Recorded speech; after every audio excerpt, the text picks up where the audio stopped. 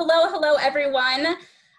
Welcome to our first virtual Connect Friday. Really excited to be here with all of you and to just share with you stories of optimism from some of the country programs where we are working. I don't think this could be more timely than right now to really have this space for all of us to just come together and celebrate all of the bright spots that are happening all over the world right now, today. We work in places where the narrative that you often hear is about scarcity. But I can tell you that we have found the opposite to be true time and time again. When we are with our communities that we're serving, we see joy and we see hope, and that's abundance. And so we really want to share that with you today and have you be a part of all of the amazing things that are happening right now. So we'll be sharing all kinds of stories with you. And what I'm going to do now, actually, there's a couple of people here. There's a few people that I haven't met yet. So I just want to go ahead and pause and introduce myself. So my name is Nadia. I work out of our Minneapolis office at Alight, and I'm part of our Global Connections team. So I have the honor of working with companies and organizations and people who want to be a part of the humanitarian sector. And so if you are ever wanting to have coffee, we could do a virtual coffee, have a phone call. I would love to talk with you more about how we could plug you into this work that we're doing. There's about 1 million different ways that we can make this happen. And so reach out anytime that you'd like. I also want to point out Stephanie and Molly, who are here and have been a big part of Alight Days. It's been the three of us over the last year having a lot of fun together. Steph is going to be doing all of the tech for us today.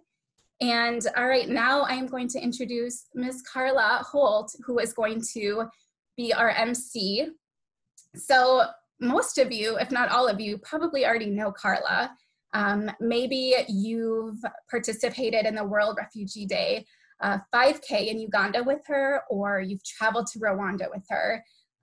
You've heard her at our gala MC the event, and you've definitely seen her reporting on Care 11. So she is just this bright light in our universe, and we are so happy to have her here with us to lead this event that is going to be all about joy and abundance and optimism. So Carla, I am going to hand it over to you to kick us off. So if everybody wants to, maybe we can do waves since you're all on mute, just wave and welcome Carla. Welcome Carla. Thank you so much to each and every one of you. I see many familiar faces out there. It's fabulous to see Ted and Mary, my Auntie Jen and Uncle Jim, my friend Jen, many people who I've traveled with, Zoo. I also want to point out that what Nadia was just describing is absolutely true. We are comfortable, right? We are in our own homes. Some of us are working right alongside our daughters at this very moment. So it is a fantastic opportunity for us to truly connect in our own environment. So I love that. And I also want to point out that I think that was it Leslie who pointed out that she could see her 10-month-old learning to walk. How amazing is that? That is optimistically looking for the bright spots in this difficult situation, that you could be physically present and see that for yourself. I think that is a beautiful, beautiful moment. So thank you again, Nadia, and thank you all of you for gathering and joining us today. This is a fabulous opportunity for each and every one of us. I just want to share a little bit about Alight and their specific definition for optimism because I love it. Of course, one of their values is choose optimism, and it specifically says, while others only see pain and suffering, we see joy and potential. Where others see scarcity, we see abundance. We find the hope and we build on that. And I think that is beautiful, right? I love that definition, and I actually can personally relate to it. Now, these several years, and this relates to really another passion I've had in my life, my family and I have been on a journey of sorts, and you could suggest that it also included some pain and suffering. Many people call Alzheimer's disease the long goodbye. I prefer to call it so many goodbyes. and we've been on an Alzheimer's marathon, if you will. But first, a little bit of background. I just want to describe my dad. He was a classic Minnesotan. I have a picture here, right here. He was a classic Minnesotan. He loved to fish. He loved to play hockey, and he golfed all the time. He worked at 3M, if that couldn't be any more Minnesotan. He did run 5 marathons, and he actually served so completely our greater community, and he loved his family and his faith, and those were his values. Now, he was the kind of dad who absolutely delivered, and I have a specific story that illustrates that. When his youngest daughter was heartbroken at the end of her graduate school career due to a broken engagement, he boarded a red-eye flight from Minneapolis-St. Paul to Philadelphia. He then waited in a train station until dawn. He then grabbed the first train up to New York City. And then once he arrived there, he hailed a cab and got all the way to the upper west side of New York City, where he greeted his daughter and helped her move her entire apartment of belongings. And in doing that, he lifted, those picture frames and the furniture and all of her clothes. He was telling her that he loved her and she wasn't alone and he was still there. And then he moved her out of that city and into the next chapter of her life. And it was that affirming moment. He did that for his daughters on a regular basis, but he also reached beyond his immediate family, as I mentioned, to selflessly serve others. He was someone who clearly found joy, potential, abundance, and hope, and he would build on that wherever he felt it needed to be built and encouraged. So I do feel that he inherently related to this optimism due to his own background. It was a purposeful place. He'd actually overcome a pretty challenging childhood, and he had a broken family back when our society overall didn't necessarily support that dynamic. And he was able to overcome that to build his own family, his career, his life. And he was therefore, I feel, really aware of his blessings. And he optimistically wanted to share those blessings with others. So he balanced work and service. He balanced his family and his faith, his challenge, and his optimism. So as a family, we learned to cling to that optimism, one of his key values, as we would run together his final marathon. And our marathon began about 10 years ago when I first became a mother, and here's the daughter right over here again. She was the second of the two, but we started to see signs of confusion and forgetfulness and just the inability to remember details even a couple moments later, an inability to remember words as he was trying to tell a simple story perhaps. And then we started all those goodbyes, and there were years of them. We said goodbye to his ability to talk, goodbye to his ability to walk, and our goodbye to his ability to recognize his daughters.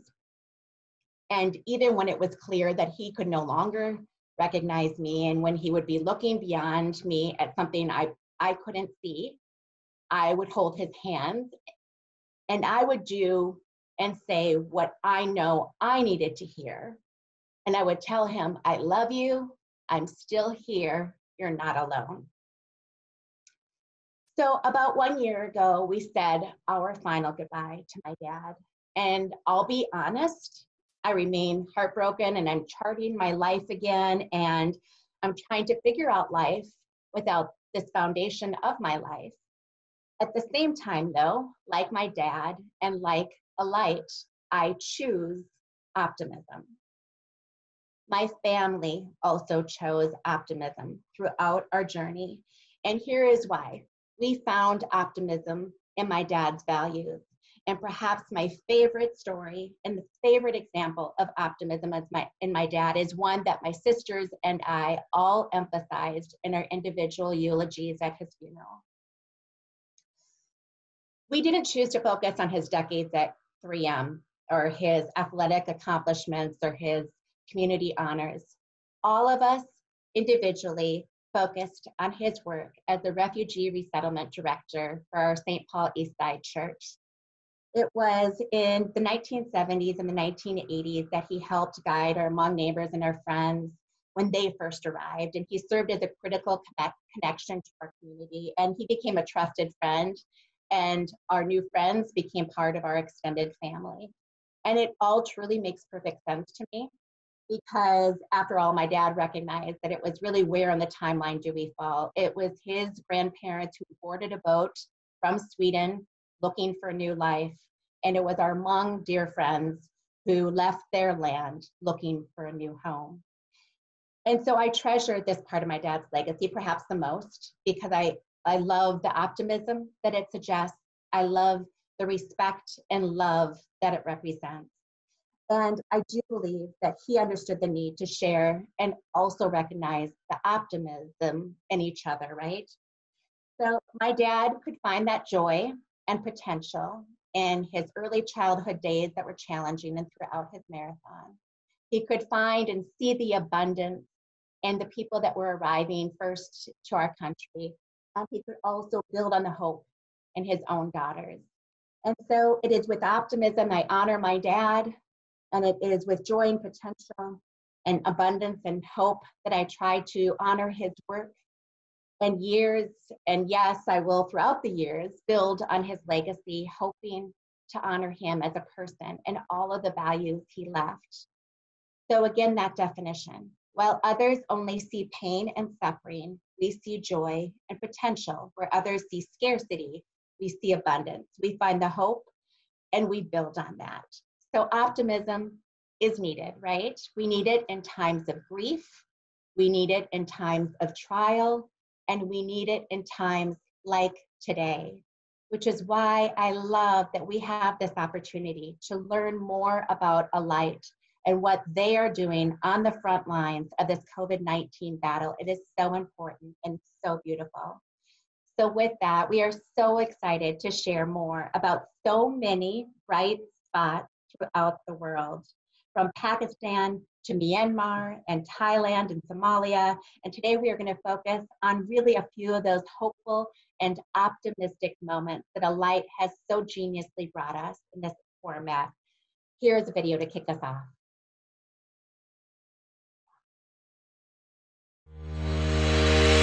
Welcome to Connect Friday. We're so glad you're here. Chances are you may be in a little need of some inspiration, joy, or just a good story. We understand, and we all feel that way at times. We're here to reinvigorate you and have you feeling inspired and believing that the world is an amazing, abundant place. How can we say that? Because we see it every day. Take social distancing in a refugee camp, for example. Our staff has been hard at work displaying how to properly social distance, and they've done it, and they've even added some bright colors to it. We've been expanding our reach by translating health messaging into 14 different languages. Influencers from all over the globe have joined forces with us to share important health messages. We've seen dancing videos to inspire others. New life has been brought into the world. Sisters from 28 countries have joined us in the fight against COVID. From hand washing trainings to health messagings, they have worked to protect their community. And our staff has gathered to support and celebrate frontline providers. So thanks for joining us. We're so happy you're here, and we hope to leave you feeling inspired and full of energy.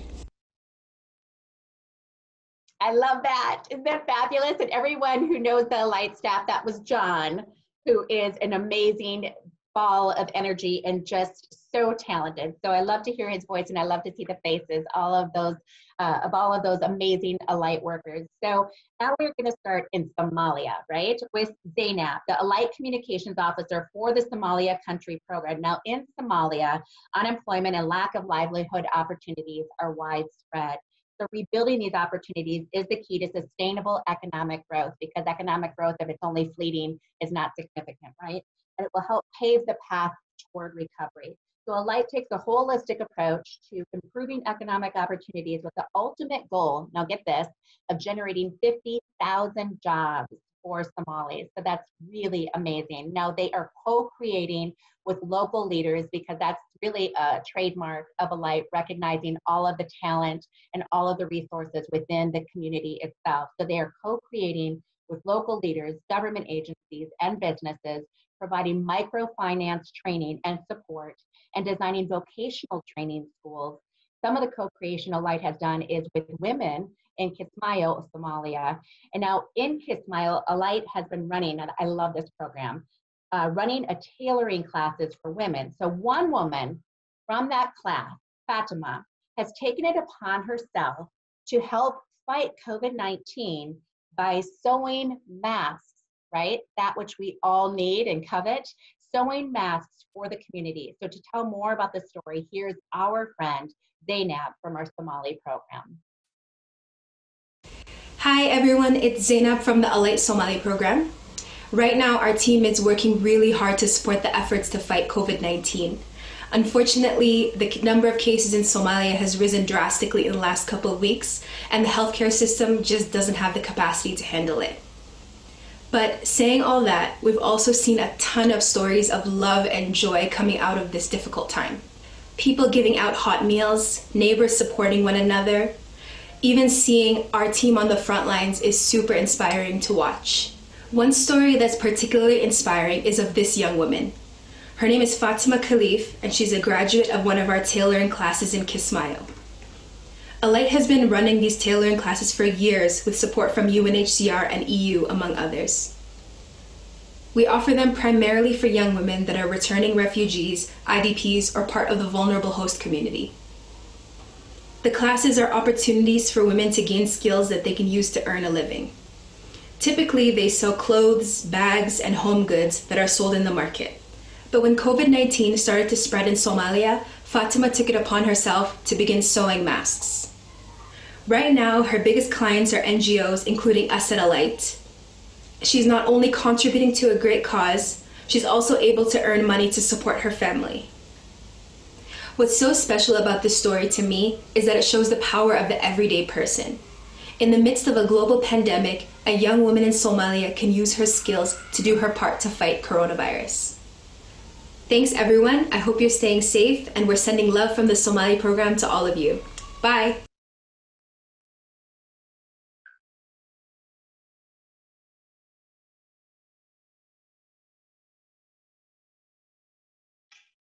That was fabulous. So great to hear from Zainab. And that was an inspiring story too. I just love when people are able to pivot in these difficult times and even in challenging circumstances, as she certainly has been able to do. So we would next turn to Nachabali and Nakabali, Nachabali, tomato, tomato, right? A lot of people here on this call know that place. It's near and dear to our heart because perhaps you ran the 5K throughout this beautiful community, a place that really serves as what was supposed to be temporary home, but becomes a place of refuge for decades, literally, to so many people. Andrew, who is the Creative Partnerships Activator in Uganda, he works in the Nachabali refugee settlement where the World Refugee Day 5K, of course, takes place each year. One of the many initiatives that he is responsible for right now. And again, is that not just a huge initiative, it's always just such a meaningful event. So Andrew works with a number of groups in Nachabali to help create purposeful spaces and places as the foundation to motivating a sense of meaning. And that is so critical as people are in transition perhaps, and agency for thousands of displaced people, providing a much needed outlet for their skills and their energy, their talent, and their enthusiasm. So Andrew is going to share with us what Opportunity, a youth group, has been up to with their unique COVID-19 response. Now, this group is a space where refugees can truly meet up to share ideas and pool skills in pursuit of their long-term goals. So I'm going to welcome Andrew now at this point. And Andrew, I just want to begin with a quick question for you. Can you share with us really something hopeful about what is happening right now in Nachabali? Yeah, thank you very much. What is happening right now in Nakivale? One, the community is jubilating because one of the first suspect of COVID-19 who tested positive was from Nakivale. He was a Burundian, and he has been in under quarantine, institutional quarantine, for 3 weeks, and he has recovered. So Nakivale people are very, very energized to see their own getting a better health at the moment. So this is now giving people in the community is a collective effort that everyone can join hand to fight this pandemic, which really is a global crisis. Now we are no longer having this big fear. If we can see our own being quarantined and come back and share the story with other people in the community. Thank you. That is so great. And now when you first realized that COVID-19 had reached the community here, you must have been a bit overwhelmed. So given that you have this group of young adults able to take this challenge and turn around and make something positive out of it, what made you particularly proud of their ability to do that, Andrew? Yeah, when the pandemic was announced, especially in Uganda, we took 3 key points in this. One was washing the hands, 2 was social distance, and 3 was stay home. And as the community, we live in hand-to-mouth system of survival. You cannot stay home. But we went ahead to innovate. What can we do about hand washing facilities? Because they told us is the COVID-19 virus, it can stay for the period of 8 to 9 days on the surface.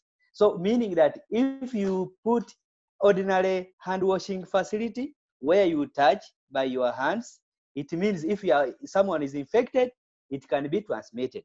So we had to work with energetic and innovative youth in Nakivale called Optinij to come up with the idea of modifying and fabricate a hand mechanized facility where you don't need to touch your hand. It has a pedal. You just step on and you wash your hands and you leave the pedal. You go. For me, that was very, very innovative. Secondly, it was not only about this, but it is a life skill for the youth in Nakivale that they are able to innovate, think about ideas in this crisis. Because when a crisis happens, it's all about, first of all, it sends a shock that everyone is paralyzed, but to see that the energetic youth who are able to stand firm and be resilient to come up with idea like this hand washing facility, for me was a very, very interesting. Then lastly, I believe that what we need globally for everyone is always to give a platform. Once you create a space for someone to do something, they are always able to do it. Thank you. That's amazing. Thank you, Andrew. So truly, these kids developed a foot pedal hand washing equipment. How do you describe it? Pump station? It's a hand washing facility where it has a tank capacity of 135 liters and the pedal down where you step on it. There is a press tap. When you step on it, it presses the tap and water comes out. You wash your hand with a soap. After washing your hand with soap, you release it. You don't need to touch on it. It is amazing. Such an ingenious invention. And I understand too, you are looking to that the students are going to, the young adults, I should say, that they're going to be sending this facility out to other communities beyond Nakivale. Is that right as well? Yes, actually we have covered on the Nakivale in the institutions. These are the offices, the police, the health facilities, and at the district and the entry point when you are coming to the settlement. So we have covered all the institutions, and now we are in the community to ensure that really the behavior of hand washing really goes further. Safe hand washing, not hand washing but safe. Because why we are saying it's safe, because you don't need to touch your tap with the hands. Right. Well, I think we are all thoroughly impressed by the ability to turn around and to make such a difference, to channel their energies and to also protect the public health in their specific community and then reach beyond that greater community. That's something we can all truly learn from. So Andrew, your leadership in helping them channel that and helping them to do something so productive in this time of great need, we applaud that and we thank you so much, because that's optimism at its core.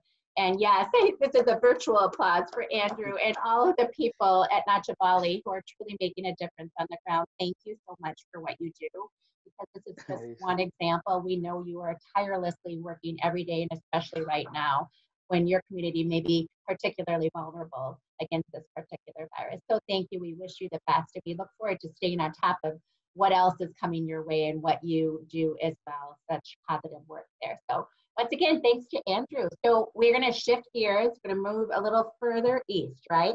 So we're now going to look to Pakistan and our friend Kamran, who manages all the education initiatives in Pakistan. Now, it's important to note the challenges in that country. Pakistan has the second highest children out of school population across the globe, and that was before COVID-19, okay? So Alight, and I'm making sure, okay, I think I just had a little bit of a blip on my screen, but hopefully everybody else is okay. Okay, we are good. Okay, we're still there. That is technology. That is Zoom, everyone. We're still here. Woohoo! So back to Pakistan and what they're doing in terms of their school and education. So Alight Pakistan has set a goal to enroll 1 million children into school over a 3-year time frame. So a really ambitious goal, right? So they have already, get this, already enrolled over 650,000 children into school by finding community spaces. So just specifically and practically going into the community and saying, this is where the kids can learn. And so they have those community spaces. And then they even open areas in towns and villages where there are no existing schools, a sort of non-formal education, so that there are non-transportation barriers for the kids, so that they actually have an opportunity to learn in a very practical way. Now, as with life everywhere, COVID-19 has changed all of this. So children, of course, across the globe are challenged to receive any education, and that certainly includes Pakistan, because most of these communities, they do not have the multiple devices that we all have on our kitchen tables and in our bedrooms and so forth. And not only that, but they don't necessarily even have TV or cable. So this team in Pakistan was ingenious. They looked at the ways they could share curriculum, and they looked at the radio. So the team in Pakistan is working out of their homes to tell stories that are incorporating math and reading a few hours every day. Isn't that just remarkable? As someone who has attempted to teach my children in like close proximity, I marvel at that. I think that that is beautiful. So this is the first time that radio has been used in this capacity in Pakistan.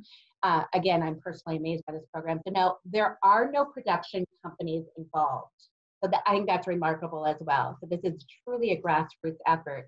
These are teachers and Alight staff working out of their own homes to create curriculum that works for radio. It's also entertaining so that kids will not run away from the radio, right? And feels different to them every day, so it can build on the skills from the previous days. So recordings are taking place at home with phones, realizing that they didn't have any special equipment to make it all happen. So get this, from the idea to do this to the very first radio episode, it took Kamran 1 week. That is 1 week. So he worked every evening after his day job from 6 p.m. to midnight to make these educational programs available every day for millions of children. So the educational episodes are also available on Facebook and YouTube for additional communications channels. So for those kids who actually do have access to some form of internet and a device to play that, they can access it through those channels as well. BBC, that trusted source of news, has already recognized the wonder and achievement of this program. So they will be broadcasting a story soon about what it has done for the children of Pakistan. But we do not have to wait for the BBC broadcast because we have a look at this program ourselves. Take a look.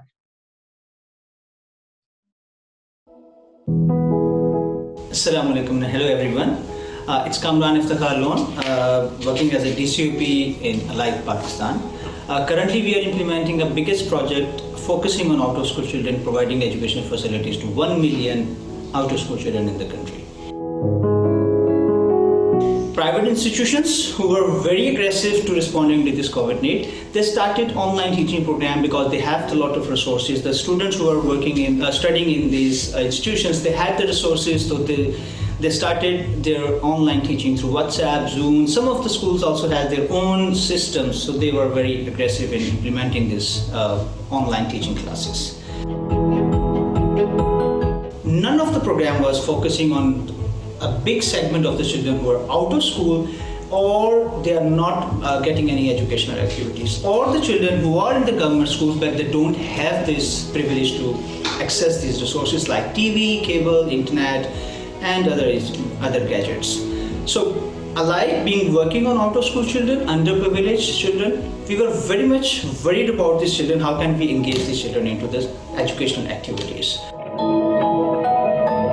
So radio came to our mind that this could be a mean which is cheap and economical, which is economical in the sense that it's available in all the country, throughout the country without any big cost involved in it. We tried to find out any material which was already available through the radio program, but you know that the radio is not very famous for education programs nowadays. So then we have to develop a design through a complete radio program from the scratch. Initially we tried to find out the experts who can have the content knowledge, who have a teaching experience, and they have an experience of designing sessions through online teaching as well. And they're also willing to work with us within a very short time. While we were having these discussions through online like Zoom and WhatsApp, my daughter and her friend, they came to us, they gave us a suggestion that why don't you include some games within this program? That games would be interesting for the children as well. That was an excellent idea. We appreciated that idea, and we then asked these two young girls, to design some educational programs. We developed a complete scheme of studies for a month, covering all the common SLOs which are focusing the literacy and numeracy of skills, enhancing their skills in literacy and numeracy, which included English, mathematics, Urdu, and we also included general knowledge to give some concepts for them. We also included some incorporated stories and poems to teach the different concepts because the children's kids are very young, so these are stories and poems make the program very interesting for them as well. So we also included physical exercises to teach some basic concepts of mathematics like counting. So that has also helped us to improve this program, our program.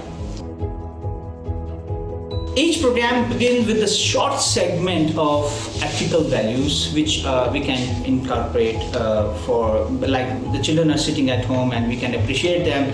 How can them to keep yourself clean, and how can they can clean themselves, and they can also clean the surroundings of the area. So this was just directly related to the COVID response. Decided the best part of the program that we decided to request these two young girls to become a host for these programs.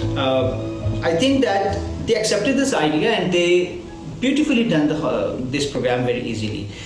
We realized that engaging young kids act as a catalyst of the program, and the listeners who are listening to this program, they feel that this is their program designed and developed and programmed by the young kids. We were expecting the program for a small segment, but finally it has been approved by the Secretary of Education, and finally it was launched by the Minister of Education in the province, and it is now benefiting millions of children throughout the province. To say that integration, our learning is that integration of the young children and the experts makes this program very interesting and successful. We expect that this program is not only going to benefit the children in schools, out of schools as well, but additionally this can also benefit the teachers in improving their concepts and the different teaching methods as well. Finally, this is the first radio program which is developed in Pakistan to cover the needs of the children, all the children.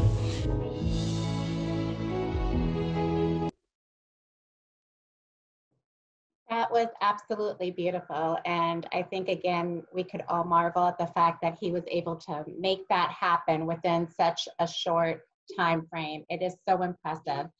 I want to just pause for a moment here because we're a little ahead of schedule, and because I think we've had such meaningful content. We've heard so many substantive updates, and so powerful. So yes, Steph just pointed out, young girls are the hosts of the radio program. Amazing. So I think at this point, if you wanted to weigh in on chat, and Andrew, and I'm hoping Nadia and Molly and Steph that this is okay, that if anyone had a specific question for Andrew, we can just maybe take a moment here just to ask him, and just to, like, even if you had a reflection that you wanted to share in the chat, just to, you know, allow for that engagement opportunity that we all have right now, because these are really remarkable programs that we are hearing about. And I think I don't want to brush past any of it without giving them the full due and full credit. So how much we can learn from Cameron regarding our US school system. I think that is absolutely true. Everyone struggles to adapt to these new circumstances and these new changes.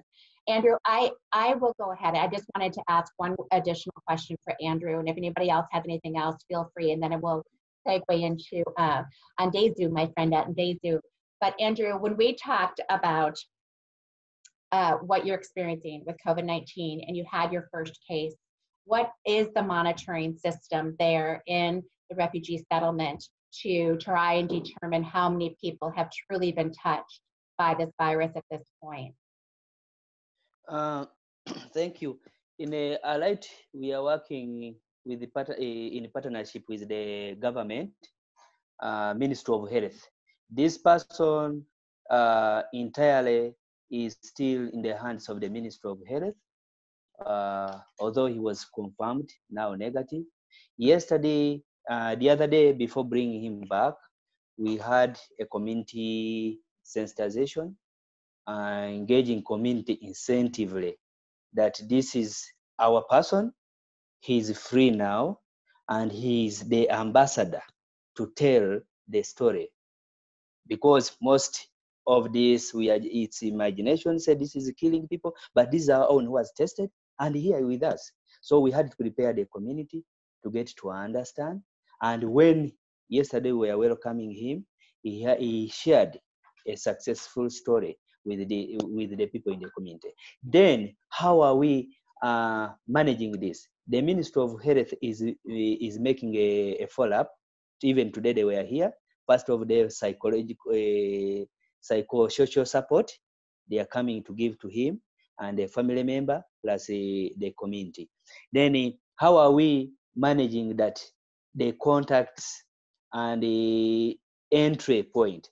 We have the government has deployed the security personnel, those are the police and the militaries at all the entry points. That now in Nakivale, there is no entry and there is no exit for people. For example, living in Nakivale going to nearby towns, that is now there is a lockdown. Why there is a lockdown? We want really the government want to ensure that there is no community contacts, so that every person who is entering here from unknown towns, maybe across Tanzania, is I can say intercepted and put into mandatory quarantines, because it has been evidenced that Tanzania has more cases than Uganda, and they have been silent. And when you look at our current statistics of 160 cases, accumulative cases, 80% of the cases are transported with the truck drivers, lorries from Tanzania or Kenya. So that is the entire general overview of the management of the COVID-19 in Uganda. And in Nakivale, we have what we call Nakivale COVID-19 Task Force, which is dealing with this community movement, enforcing the community social distancing and washing hands, and really giving people knowledge about COVID-19.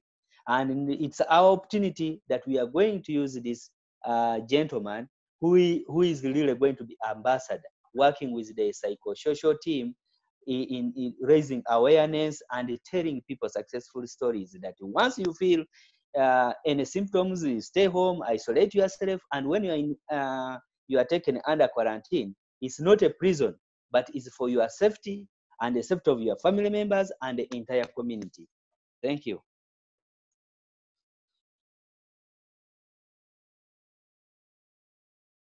moment.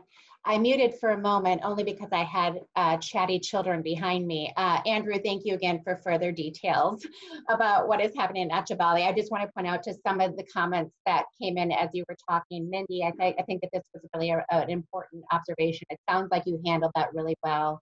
It is so important that people are not ostracized. And that is especially true, I think, for people who have experienced what a lot of people at Achabali have experienced to this point.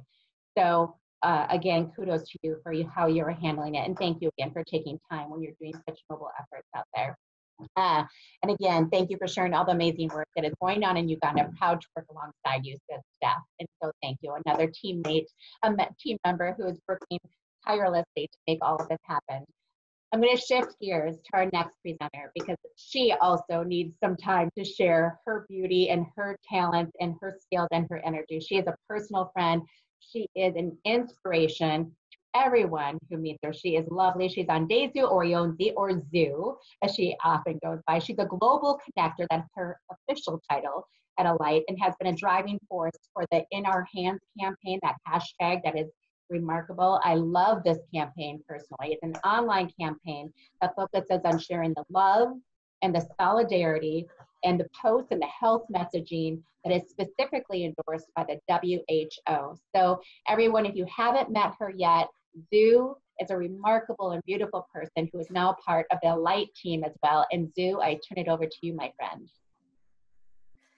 Thank you so much, Carla. It is just amazing, first of all, I have to say, to see everybody. When we first popped onto this Zoom call, I saw a number of familiar faces, people I miss. Carla mentioned that her and I are dear friends. We actually met a couple years ago now through ARC at the time, now Alight.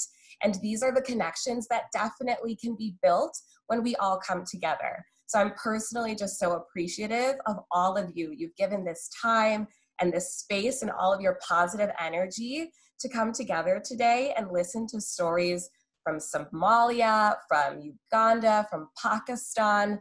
And I know that personally it makes me feel joy, makes me feel lighter, and it makes me also feel warm. It is sunny today in Minneapolis, so that might be a part of that reason, but truly hearing all of these connections gives me energy in a time that feels really uncertain.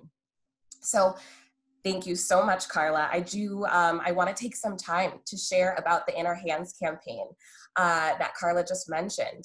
We have launched a social media and health advertising campaign guided by the WHO. It's been going for about the past 5 to 6 weeks now. We were thinking of all of the people who have reached out, many of whom are on this call. We have so many Alight team members who really just got together to brainstorm of how we can connect as a community in a time where we feel more distant than we ever have before. One of those ways was, well, people are definitely spending a little more time maybe on social media, maybe on the internet than they had before. How can we use that to connect? And that's just by sharing simply positive health messaging, but also messages of encouragement, support, and joy during this time and connecting with others around the world. We know that everyone has been or will be affected by COVID-19. So as we collectively experience this unique moment, this time that can feel really uncertain, maybe people are feeling fear and people might be experiencing loss. But we also recognize that we have the absolute opportunity, like never before, to come together globally and uplift one another. So as we get into it, I just want to share a few examples with you. And one of those examples is of the health posters that we have created. So on your screen, you can see just a little bit the variations of some of the health posters that the Alight team and IDEO.org has created together using the feedback and the insight from the many, many countries in which Alight is responding to COVID-19 all around the world. So as you can see, these are also translated. John mentioned in his wonderful video before that we started out simply translating into about 14 global languages. As of today, that number stands at about 46 languages. You can see here there's a version in English, a version in Arabic that just shows you of the different, very accessible and bite-sized ways that we took the WHO guided health messaging and made it fun and made it approachable. But most importantly, we want to meet people where they're at by sharing it in languages that are comfortable for them. That 46 language count is still counting day by day. And you can reach out to any Alight member if this is something that you might want to share on your own social media or with family and friends. We can get you the resources. It's open and available to anybody.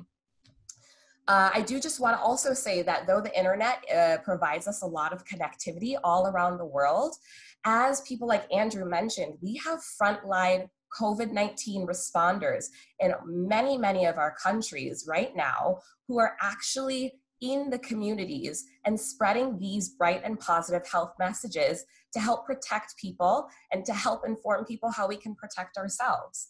So that looks like people printing out flyers and posting them in public spaces. They are doing community sensitizations, of course, at safe social distances. And they're also doing door-to-door community sensitization, as well as driving around and broadcasting these messages from a loudspeaker in large cities like Mogadishu in Somalia. The other part of this campaign is that we have encouraged social media influencers to join us. And this also kicked off with Alight staff about 6 weeks ago. We have partners, volunteers, all of these people who are part of our universe, the Alight family, as we like to say, are sharing these messages far and wide. And all of these different languages, we just want to bring a little bit of joy as well as those safety precautions to our communities as we all band together to do this around the world. I'd also just love to share a few examples about the In Our Hands campaign, that hashtag In Our Hands, as you may or may not have seen. So I'll start in that top right corner of your screen. Right now, we're looking at, this was really the April 5th kickoff. This was when the Alight family came together, friends, family, and our frontline workers, as you can see. John had also mentioned that we have a large network of Catholic sisters around the world who are helping us spread this message. To that big left side is actually a group of social media influencers that we have kicked off in places like Pakistan, Tanzania, Kenya, and Uganda. We have influencers and celebrities who have audiences that really look up to them as role models. And they have come on to the In Our Hands campaign, and they're co-creating content with Alight just to make it so that their audiences can digest the messaging, but also so their audiences feel the love coming directly from them when they have such a big reach. One of my favorite pictures now in this bottom right-hand corner is actually an Alight teammate, Ava, who is here in Minneapolis, and her two absolutely gorgeous sons. They are just taking the time. I mean, how long does it take to write a nice message on your hands, your children's hands, to share it with the rest of the world? It's a way to send love. It's a way to tell others that you're thinking of them.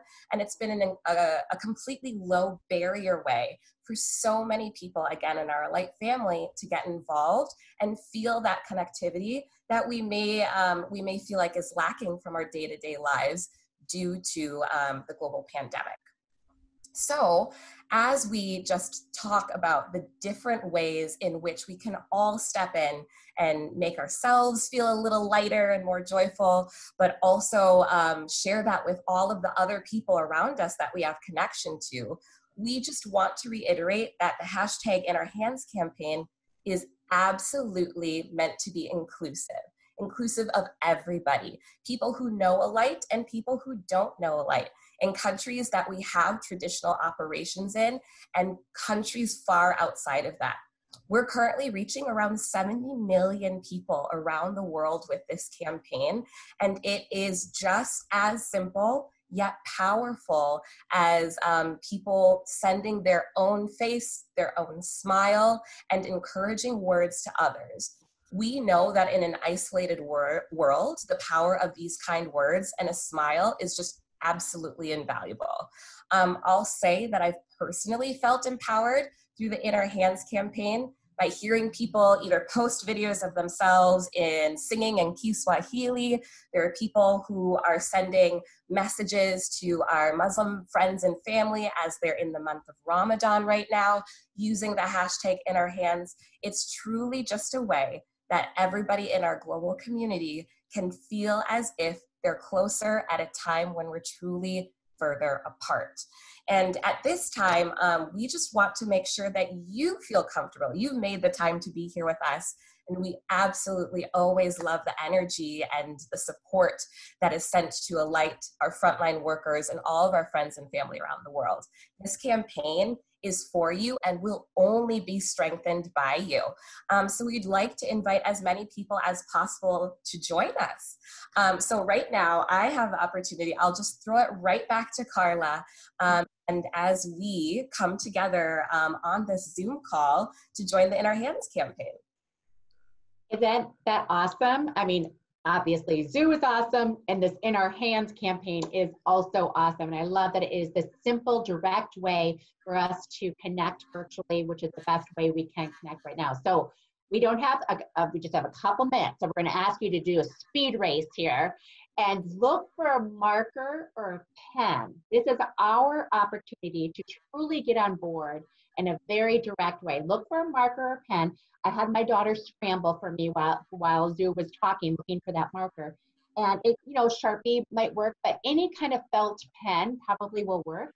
And we are asking, as you're looking for that, we are asking you to write a message of love or encouragement in the palm of your hand, just as Zoo described. It's just a simple way of conveying support and solidarity, while also even informing people about those important health messages and encouraging people to seek more information, ideally from trusted sources like Alight.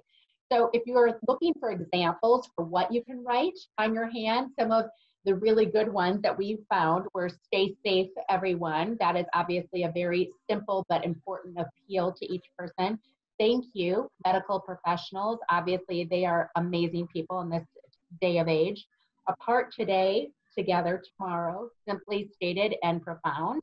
"Sending you all virtual hugs." How many times have we said that recently? We're all in this together, united as one. Lots of love to the global community. My personal favorite is "None of us is alone." It's a little blurry, perhaps. My hand was a little sweaty, but there we go.